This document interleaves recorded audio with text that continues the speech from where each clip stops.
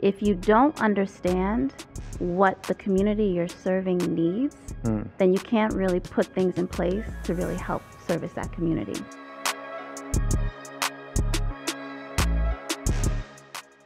If you have a solid plan as to what it is that you're going to do, and you can articulate that within a business plan or with that banker that you have a relationship with, that is key. What's up, world? Welcome to Financial Freestyle, the show that's going to bring you all the actionable insights, expert advice, and inspiring stories to guide you on your financial journey. It's your boy, Ross Mack, and today I'm sitting here with none other than Joy Butts, Vice President and Senior Business Consulting at JP Chase.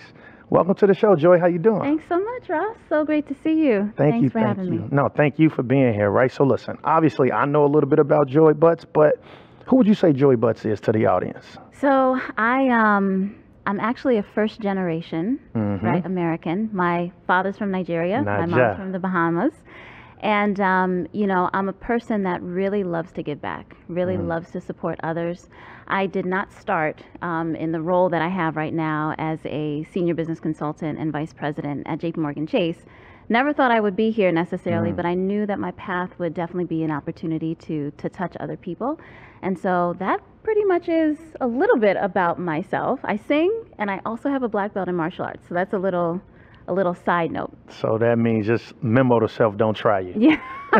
A singer, and you can beat up the average person. Exactly. Easily, right? So let's actually talk about kind of that upbringing, because if I'm not mistaken, you started doing chemical engineering. Yeah. And now you're in finance. Like, talk about that transition. Yeah, so both of my parents, they actually were chemical engineers. And so I really wanted to follow in their footsteps. But later on in life, they became entrepreneurs. And while I was in college, I was like, you know what? I don't think I want to be in a lab all day. Why don't I take some time and switch my major? So I went into international business and finance. And then that was in the 9th hour. So like I had 5 years of college because I switched at the last minute. But right from there, I started with a major insurance company. And then after that, I was like, you know what? I don't want to be behind the scenes. I sort of want to be out in the public and really working and engaging with people. And so I went into corporate sales. I worked for a lot of major companies. And then about 14 years ago, I had the opportunity that was presented to me where someone said, you know what, you should check out JP Morgan. And I was introduced to a couple of people, and I was like, this sounds like a really good fit. And so I started there, and it's been amazing ever since. So what made you say, okay, let me do JP? Obviously, you got a very, diverse background in terms of your corporate sales, but what made you say, let me go to the biggest bank? Yeah, so number one is the biggest bank, right? But also what really sold me were the people, right? I think it's so important, relationships, the relationships that you have, the relationships that you foster is very, very important. And so from the moment I stepped foot in the bank and I had my interview, I was like, wow, these people are some people that I can really do life with, because most of your time is spent at work, right? And so you want to make sure that you're comfortable. You want to make sure that you're enjoying what it is that you do. And so I would say it's the big bank opportunity and most importantly, the people.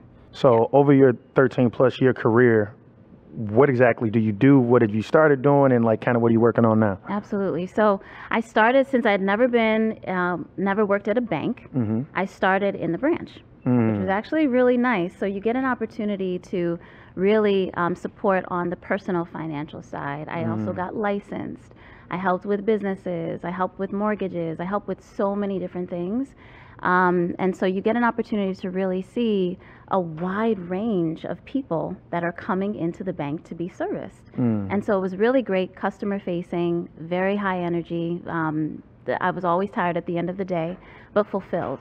And so after that, I said, you know what, it's time for me to really focus on one specific thing. And I sort of leaned towards business, just coming from an entrepreneurial family. And so I became a business relationship manager. And so that gave me an opportunity to work with businesses that were anywhere from $1 million to about 30 million in revenue. And we focused on just ensuring that their journey was supported by all of the resources and services that the bank had to offer. And from there, it was like, you know what, I think there's so much more that I could do and an opportunity to give back. And that's when in 2020, the bank actually created this whole initiative called Coaching for Impact. And I raised my hand. I'm like, that is something that I definitely want to see if I could be a part of.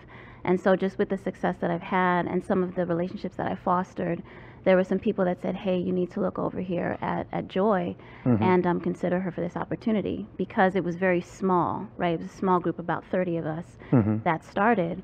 And I was chosen. You know, I went through the interview process, I chose it.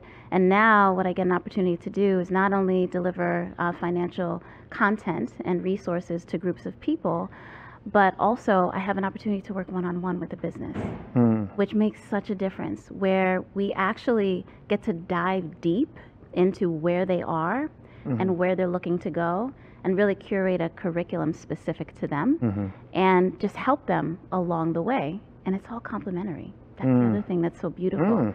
Because a lot of things out here you have to pay for, right? And so that's sort of my journey as to where it is that I am now.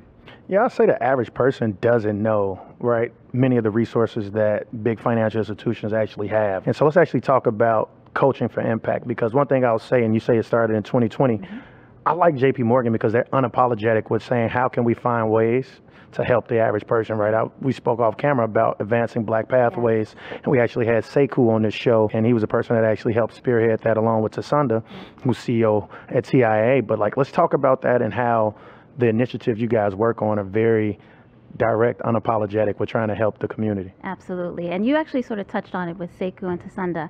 It starts with great leadership, right? And so the leadership is really, within the firm, is really what fostered all of these opportunities and allows us to do it. What the bank wanted to do is, again, wrap their arms around businesses in a real way.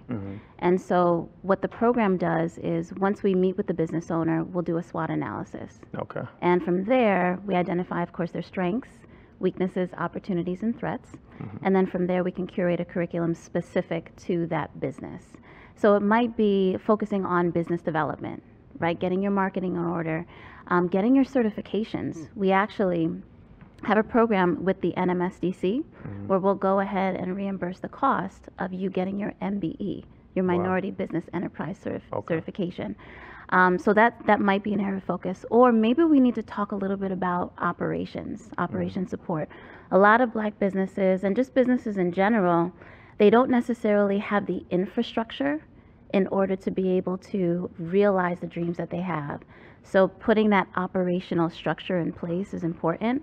Or we might talk about cash flow management, right? Understanding your numbers. I'm reminded of so many conversations I've had with people where it's almost like ripping the Band-Aid off. Like, I don't want to look at my numbers, but it's like you need out of to sight, look out of mind. Yes, out of sight, out of mind. But you need to look at your numbers, and so having someone there to walk alongside you to ease the pain. And knowing that you're not alone within the journey is so important. So we might talk about that and figure out ways to get you access to capital.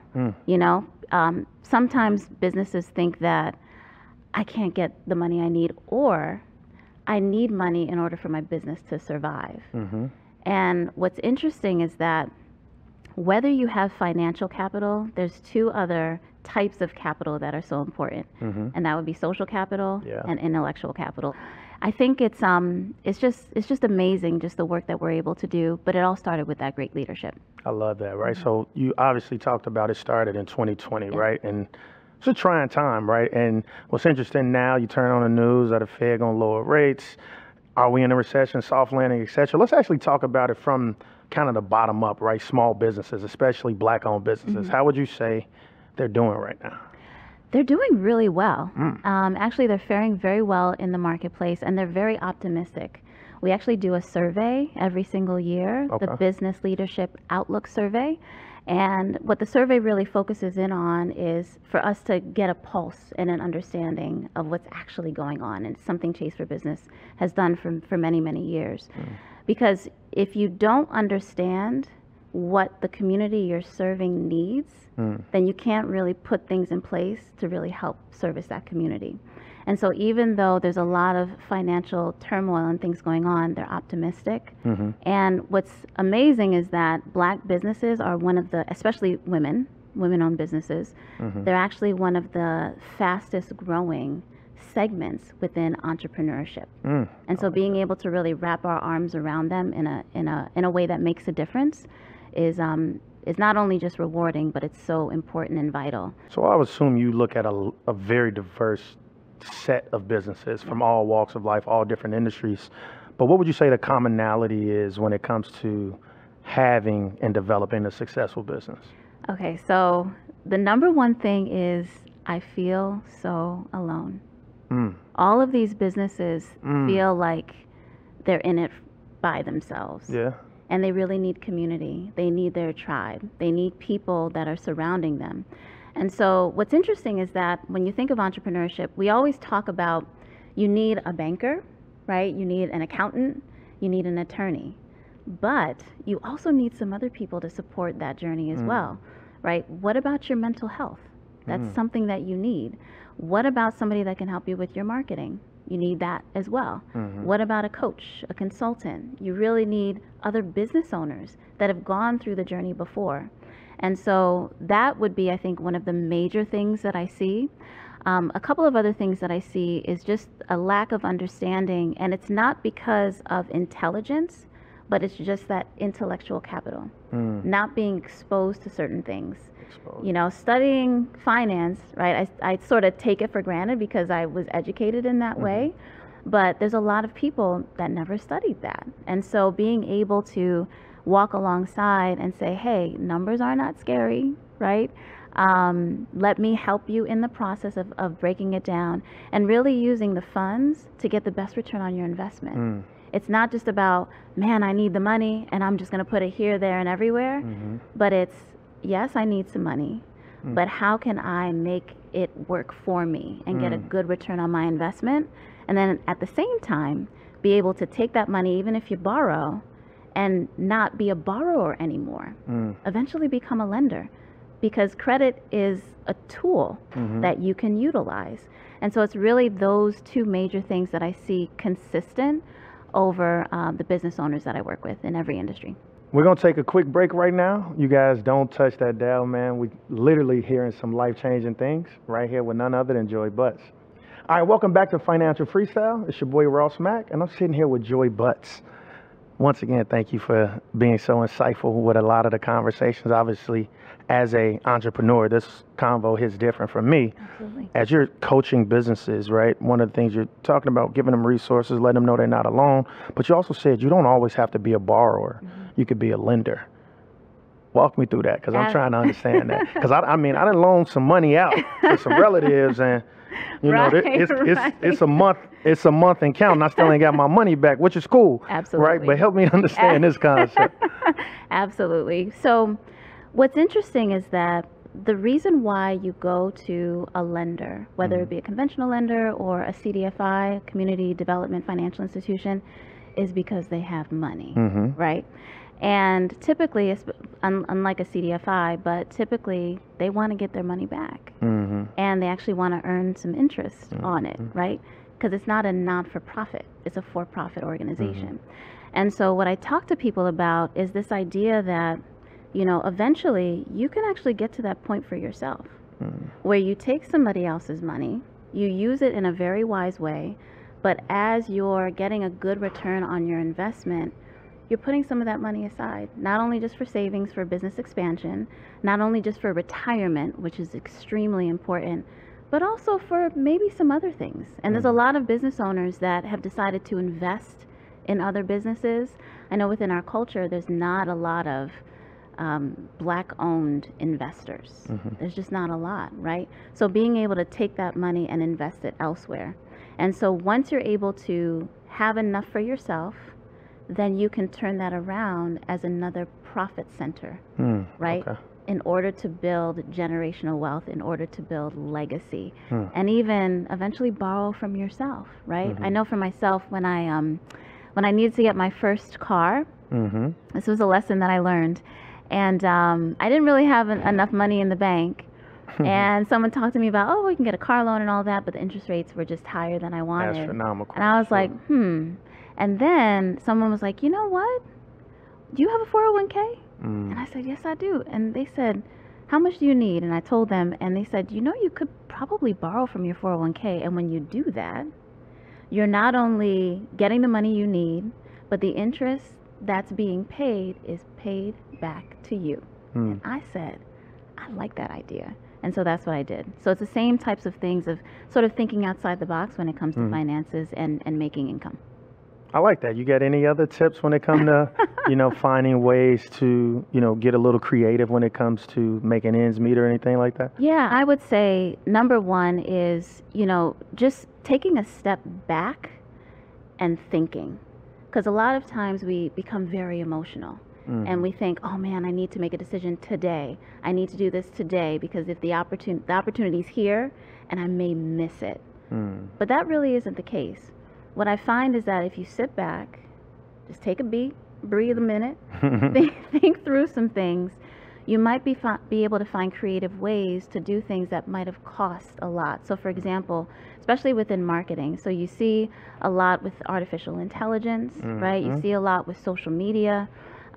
Business owners think through, how am I going to be able to do all of these posts and do this and do that? I need to hire somebody in order to facilitate it. But if you take a step back and think about it, there's so many platforms that if you set it in motion, it'll do it for you. Absolutely. And so now you're not shelling out $1,000, $2,000, $3,000 a month to somebody else. You're doing it yourself for maybe $20, $30 a month. Absolutely. So there's a lot of different things you can do. And that's where leaning into a coach, leaning into a consultant can really make a difference. I think the average person is scared of leveraging things like AI, right? I think it's a lot of stats like, oh, in 10 years, AI is going to replace XYZ amount of jobs. But the leader in AI, right, NVIDIA and Jensen Huang is saying, look, it's not about, AI replacing jobs. It's people that know how to use AI will be replacing jobs. So I love how you talked about, look, actually sit down, relax, and leverage AI to actually be your better half. Let's actually talk about what you need to do in order to get access to capital. Because I think in the Black community, Black entrepreneurs, when it comes to getting access to capital, whether it's venture capital, etc., it's not that plentiful, right? It's a lot harder. So what would you say to a small business they need to know in order to have their ducks in a row when it comes to actually going and being successful when it comes to getting capital? Absolutely. That's a great question. So I would say, first of all, you need to know how much you need and what it's going to be used for. Because a lot of times the thought process, and I've had this thought process in other ways, but a lot of times it's just give me whatever it is that you can give me, right? But it's understanding how much you need, what you're going to use it for, and how you're going to get the return. Because like I had said before, this is a for-profit business, right, that you're borrowing money from. So they want to make sure that they're going to get their money back plus a little bit more. And so if you have a solid plan as to what it is that you're going to do, and you can articulate that within a business plan or with that banker that you have a relationship with, that is key. So that's number one. Number two, which I alluded to, would be that relationship. So having a banker, somebody at any institution, right? Somebody that you trust, that knows you, knows the ins and outs of your business, understands your journey, understands where it is that you're looking to go. That is key and vital because they become your advocate within that space. The third thing that I would say is having your financial ducks in a row, right? And so one of the things that we saw throughout the pandemic with the PPP program is some people they weren't able to get the funding just because their financial ducks weren't in a row. Well, I know a lot of people that definitely didn't even have businesses was getting $20,000 PPP loans, but that's another convo. A whole other story. But having your financial ducks in a row, and so being able to have an accountant or a bookkeeper that helps you with that. And there are so many complementary programs out there that will help you. So it's not always about, man, I need to have money to pay this and money to pay that. But there's so many things out there that large institutions like a JP Morgan Chase and many others take through their corporate philanthropic dollars, give it to these nonprofit organizations to give back to community, right? To help them to create their books, to help them to get some legal support or something else that they might need. So again, having your financial ducks in a row, and then making sure that your credit is also in a good place. One thing that is, like when I do seminars, I always ask this question about personal and business credit. And the question really is surrounding, so do you think your personal credit needs to be in order for you to get business credit? And some hands go straight up, and they know the answer. Others are not sure.